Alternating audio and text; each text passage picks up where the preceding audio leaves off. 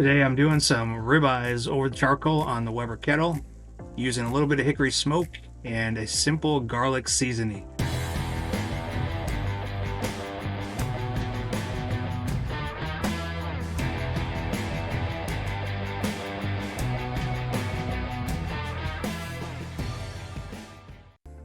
What's happening, everyone?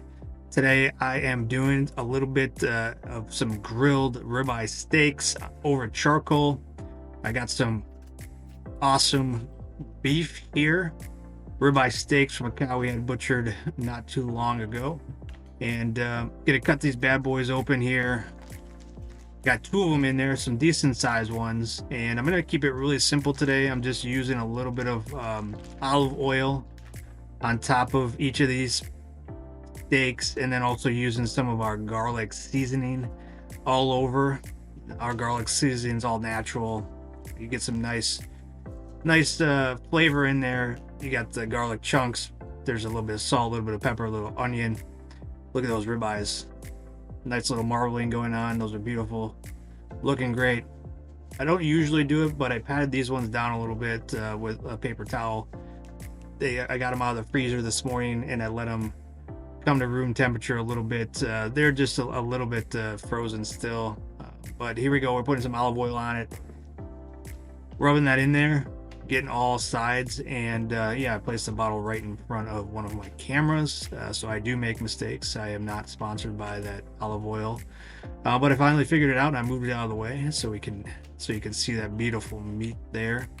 Want to make sure you get both sides. Now, you don't have to do the olive oil thing. I was just testing this one out again, just trying it out, see how it goes. I usually don't. Like I said, I'm putting a little bit of our garlic seasoning on there, all natural. Get in the shot, get in the shot. Let's see it. Sprinkle it all over. Make sure you rub it down.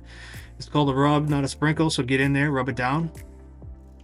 Make sure you get both sides so it's evenly seasoned. Look at that.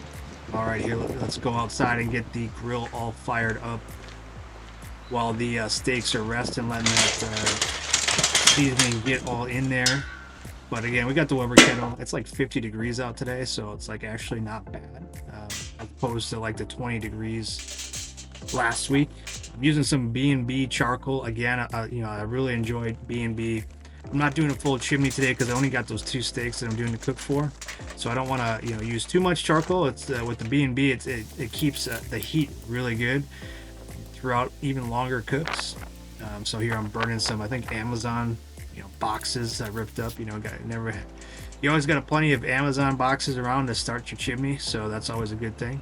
Look at that, B&B starting to get ready, and that was actually looking pretty good, so I dumped it out. I'm doing it again, a 2-zone fire, so all the coals evenly on one side, and then the other side there are no coals.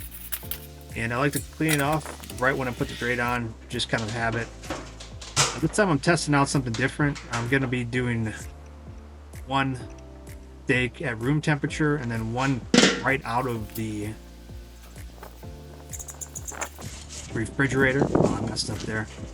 I lost my my towel. There's a couple of hickory wood chips on there. Enough smoke. Even though this could be kind of a quick cook, maybe a couple minutes per side, quick sear.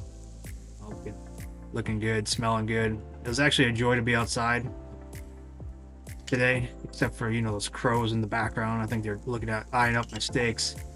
But get some nice cross hatches on there, so after about 60 seconds you want to do like a 90-degree turn, so you get some nice cross hatches.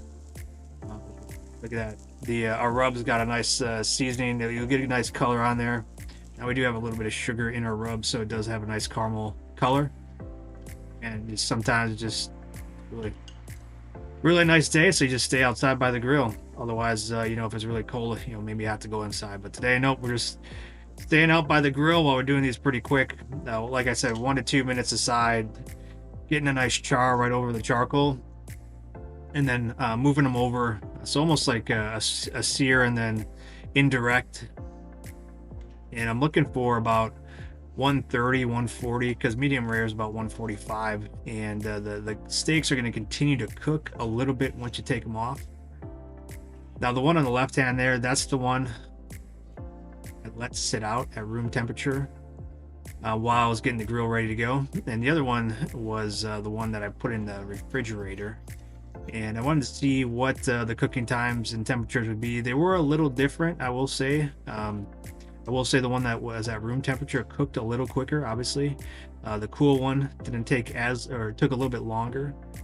I think it was a little more even too. Oh, good bite, good bite.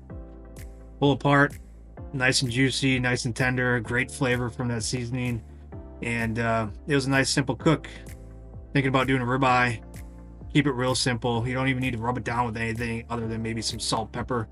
But if you want to give our garlic seasoning a try, it's my go-to on beef. Great on steaks, great on burgers, and so good. I just got to get back in there. But we appreciate you watching. Hopefully you're enjoying the content. If you are, give us a like and subscribe. Share it with your friends. Burn Pit BBQ. And enjoy.